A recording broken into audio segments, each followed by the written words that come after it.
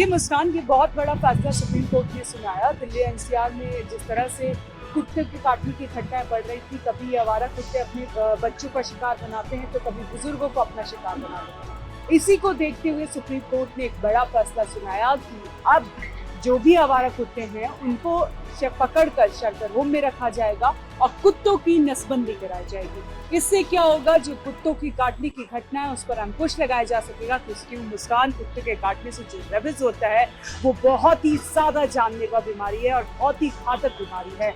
इस बीमारी का खतरा देखते हुए सुप्रीम कोर्ट ने ये बड़ा फैसला लिया है और ये अच्छा भी है। मैं इस फैसले को अच्छा मानती हूँ क्योंकि आप देख सकते हैं कि देश के कोने कोने से किस तरह से वो आवारा कुत्तों का झुंड कभी स्कूल जाती बच्चियों पर अटैक करता है तो कभी बुजुर्गों पर वो अटैक कर देता है।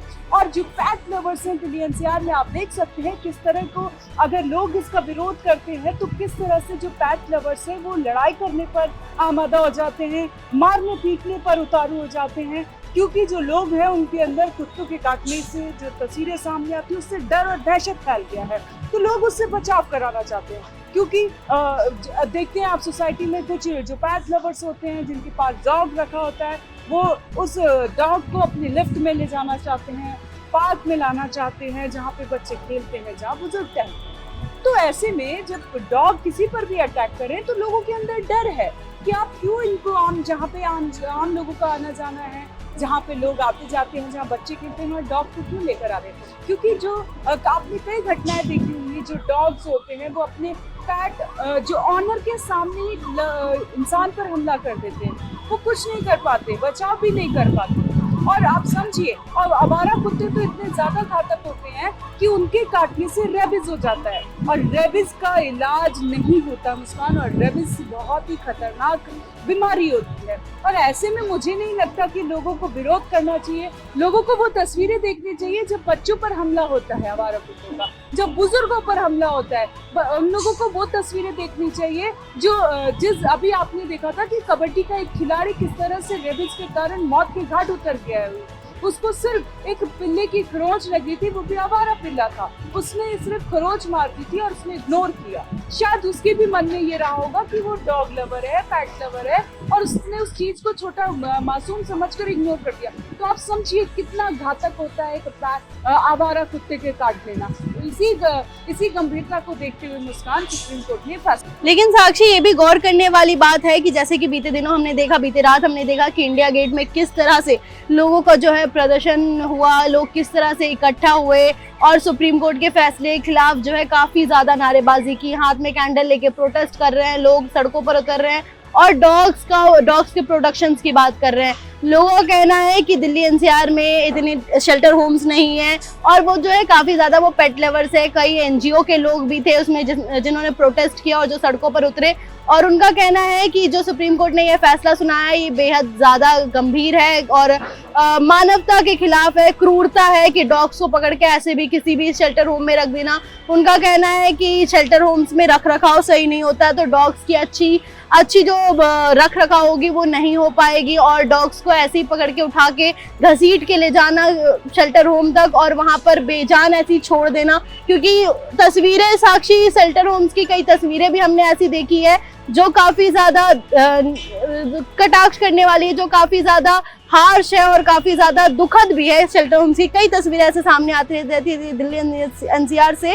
तो लोगों का भी ये आरोप है, लोगों का ये कहना है कि जो सुप्रीम कोर्ट ने ये फैसला सुनाया है वो बेहद गलत है। डॉग्स जो होते हैं वो मासूम होते हैं, बेजान होते हैं, उनको छोटे छोटे होते हैं और उनको क्या होता है ना, प्यार दो तो वो प्यार भी आपको देंगे, वो ज्यादा भरोसेमंद होते हैं। तो लोगों का ये कहना है, पेट्स लवर का ये कहना है। और इसमें आपको बता दें साक्षी कि राहुल गांधी ने भी इसमें बड़ा बयान दिया है। राहुल गांधी ने भी सुप्रीम कोर्ट के इस फैसले को जो है क्रूरता बताया है। राहुल गांधी का कहना है कि दिल्ली एनसीआर से सभी आवारा कुत्तों को हटाने का सुप्रीम कोर्ट का जो निर्देश है वो मानवीय और विज्ञान आधारित दशकों पुरानी नीति एक पीछे हटने जैसा है। और उन्होंने ये भी कहा है कि ये बेजुबान जीव कोई समस्या नहीं है जिन्हें मिटाया जा सके। सुप्रीम कोर्ट ने ये कहा है कि जो पूरी समस्या चल रही है दिल्ली एनसीआर में, मैं आपको बता दूं कि कुत्ते काटने की जो समस्या है इसे जल्द से जल्द निपटाया जाए। तो इस संदर्भ में राहुल गांधी ने कहा कि जो कुत्ते हैं जो सड़कों पर घूमते रहते हैं ये कोई समस्या नहीं है जिन्हें मिटाया जा सके। और राहुल गांधी का ये भी कहना है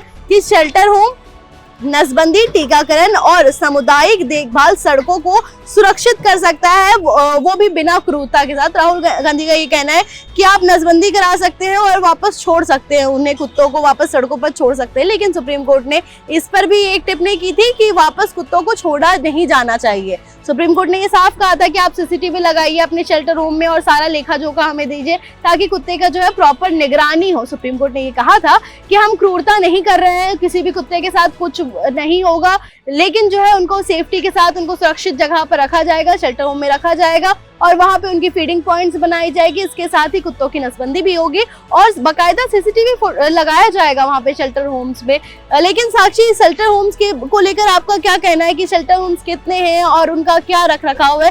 हालांकि मेनका गांधी ने भी इस पर सवाल उठाए हैं, उस पर क्या राय आप? देखिए मुस्कान, जिस तरह से शेल्टर होम्स की बात हो रही है, इसमें सुप्रीम कोर्ट ने पहले ही साफ कर दिया कि दो महीने के अंदर सब कुछ तैयारी कर लेनी है, 2 महीने के अंदर ये पूरा काम करना है, शेल्टर होम्स भी बनाए जाएंगे, नसबंदी का काम भी किया जाएगा। आप समझ सकते हैं कि किस तरह से सुप्रीम कोर्ट इस तरह कुत्ते के काटना की जो खबरें हैं उसको गंभीरता से ले रहा है, क्योंकि आप देखिए दिल्ली में ऑलरेडी शेल्टर होम्स हैं, ऐसा नहीं है कि नहीं है, लेकिन उसको और बढ़ाए जाएंगे शेल्टर होम्स को। जो कुछ लोग प्रोटेस्ट कर रहे हैं, कुछ लोग इसके विरोध में सामने आ रहे हैं, तो उसमें सुप्रीम कोर्ट ने साफ कह दिया है कि कोई भी इस पर दखल नहीं देगा। अगर किसी ने भी विरोध किया तो सुप्रीम कोर्ट की तरफ से इस पर कार्रवाई की जाएगी। सुप्रीम कोर्ट ने साफ ही कर दिया, क्योंकि सुप्रीम कोर्ट इस चीज को जानता है कि किस तरह से बच्चे इसका शिकार हो रहे हैं, किस तरह से बच्चे तड़पते हैं इसमें। आप देखते हैं तस्वीरें, वो छोटे छोटे मासूमों की बच्चों की तस्वीरें, कैसे वो नोच खा देते हैं आवारा कुत्ते।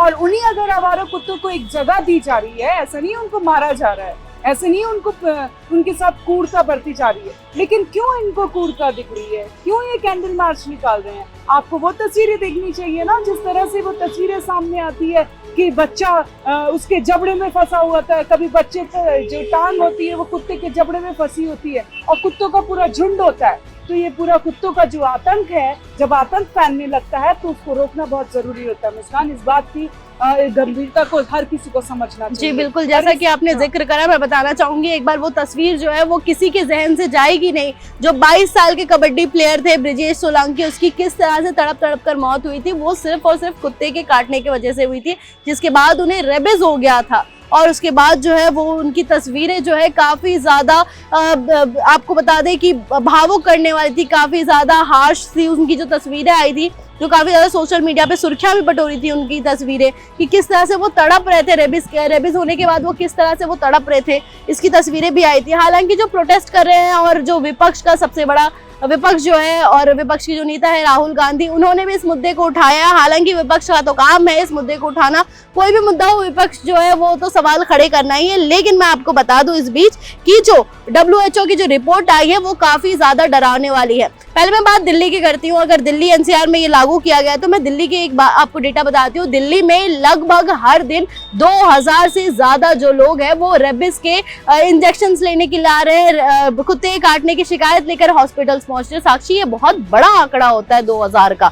और अगर मैं पूरा अगर आपको मैं बताऊं, इसका आंकड़ा बताऊं तो साक्षी में कुत्ते काटने का अगर डेटा आपको तथ्य के साथ दिखाऊं तो सालाना जो है साल भर में कुत्ते काटने के 1 करोड़ से अधिक रिपोर्ट सामने आ गए हैं WHO के रिपोर्ट्स के मुताबिक। साक्षी, 1 करोड़, समझ रहे आप आबादी देखिए देश की, और 1 करोड़ जो लोग हैं वो कुत्ते काटने के शिकार हो चुके हैं। वहीं अगर रेबीज का देखें तो कुत्ते काटने से होने वाली जो बीमारी होती है रेबीज, उसका जो है भारत में कुत्ते काटने के कारण होने वाली मौतें जो है, रेबीज के कारण जो मौतें होती है वो लगभग 20,000 से 25,000 का ये आंकड़ा पार कर चुका है। साक्षी, ये बेहद डराने वाला आंकड़ा है कि लगभग 20-25,000 बस कुत्ते के काटने से मौत हो गए। सड़क दुर्घटना में नहीं, किसी और प्लेन क्रैश में नहीं, बल्कि कुत्ते काटने से, छोटे से कुत्ते काटने से 20-25,000 लोग मर चुके हैं अब तक।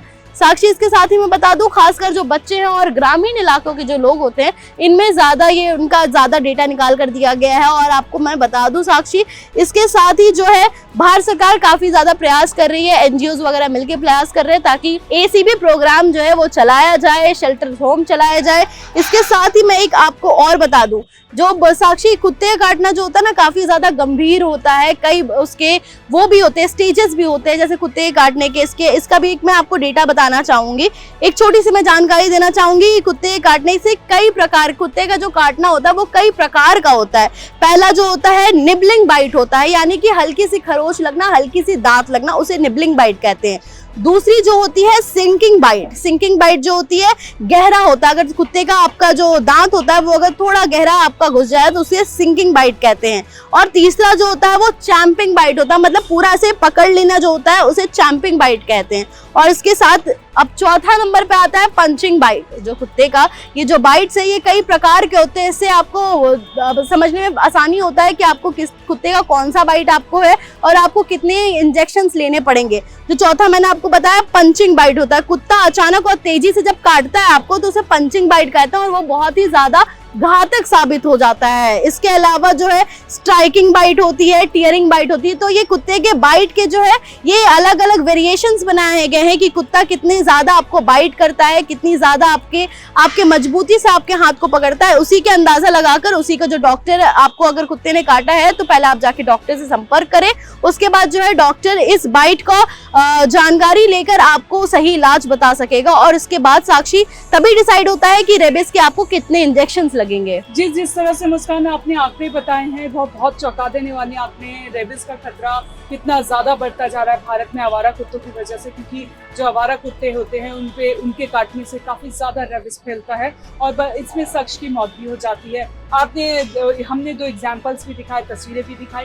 तो ऐसे में हर किसी को समझना होगा कि आवारा कुत्ते कितने ज्यादा घातक है। उनके लिए अगर कोई रूल रेगुलेशन नियम बनाए जा रहे हैं तो वो आपके जीवन के लिए ही अच्छा है। आपके जीवन को सुरक्षा दी जा रही है ताकि आप सड़क पर अच्छे से टहल चल सके, क्योंकि बच्चे बुजुर्ग हर कोई होता है आपके साथ में। आपके बच्चे को अगर कोई काट लेगा, कोई भी जानवर उस पर अटैक कर देगा तो कितना ज्यादा घातक साबित होता है। आप तस्वीरें देखते रहते हैं। अब आपका बच्चा स्कूल सुरक्षित जा पाएगा, बाहर अच्छे से खेल पाएगा, इस बात को सभी को समझना चाहिए। प्रोटेस्ट करने से अच्छा है इस बात की गहराई को समझे और समझे कि क्यों ये रूल रेगुलेशन लाया जा रहा है और आवारा कुत्ते कितना ज्यादा घातक कुत्ते हैं। हाँ जी साक्षी, ये सिर्फ दिल्ली एनसीआर का ही मुद्दा नहीं है। अभी मैंने जैसे आज सुबह की खबर देखी हमने कि जैसे राजस्थान हाईकोर्ट ने भी इस चीज को लागू कर दिया है कि राजस्थान में भी जो है अब आवारा कुत्तों को और पशुओं को जो पकड़कर शेल्टर होम में भेजा जाएगा। तो ये सिर्फ दिल्ली की मामला नहीं है, दिल्ली एनसीआर का मुद्दा नहीं है, ये पूरे देश का मुद्दा बनता जा रहा है, क्योंकि सबको दिख रहा है कि ये जो कुत्ते की काटने की जो घटना है वो कितनी बढ़ती जा रही है, लगातार बढ़ती जा रही है। कभी छोटे बच्चों को शिकार बना देते, कभी बड़े लोगों को शिकार बना देते हैं और इससे जो है जानलेवा बीमारी हो रही है। हालांकि साक्षी अब देखने वाली बात होगी कि इस पर क्या आगे फैसला आता है। हालांकि सुप्रीम कोर्ट ने जो अभी ये कहा है कि इस पर सिर्फ सरकार की ही सुनवाई होगी, यानी दिल्ली सरकार की और यूपी सरकार की बस सुनवाई होगी। इसमें अगर कोई भी इंसान विरोध करता है इस चीज का या इस कामों में अगर बाधा डालता है तो उसके ऊपर सीधा सीधा एफआईआर दर्ज होगा, उनकी सुनवाई भी तक नहीं होगी, क्योंकि सुप्रीम कोर्ट ने ये मान लिया है कि अब जो है ये मुद्दा जो है काफी ज्यादा और हाई लेवल पर बढ़ता जा रहा है। तो लोगों की जो सुरक्षा है, बच्चों की जो सुरक्षा है, वो अब सुप्रीम कोर्ट उसके मद्देनजर ये ऐतिहासिक फैसला दिया सुप्रीम कोर्ट ने। जी मुस्कान, बहुत ही ज्यादा ऐतिहासिक फैसला है। लगातार अलग अलग राज्यों से ये खबरें सामने आ रही थी कि कुत्ते का शिकार बच्चे बुजुर्ग हो रहे हैं। ऐसे में जो ये फैसला है कई लोग इसके समर्थन में है, कोई लोग विरोध में है और लाजमी है जब भी कोई फैसला आता है तो हर कोई विरोध में उतरता है, कोई इसकी सहमति से आता है। पल पल की अपडेट आप तक पहुंचाते रहेंगे। आप बने रहें हमारे साथ, आप देखते रहें वन नेशन वन न्यूज़।